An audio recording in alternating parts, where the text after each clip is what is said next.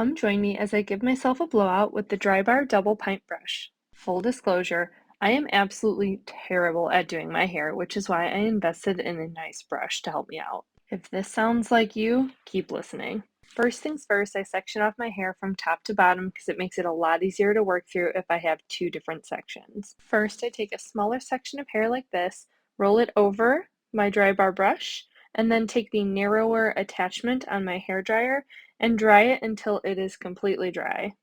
The holes in the barrel make it so much easier for my hair to dry smoothly and evenly, which is how it ends up looking so smooth and straight at the end, even though I have naturally incredibly wavy hair.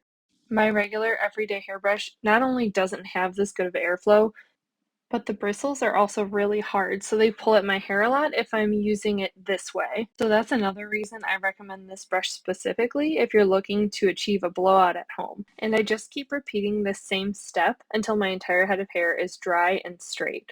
At the very end, I'll take a little mini straightener for some of the very tiny hairs at the front of my head, as you can see here.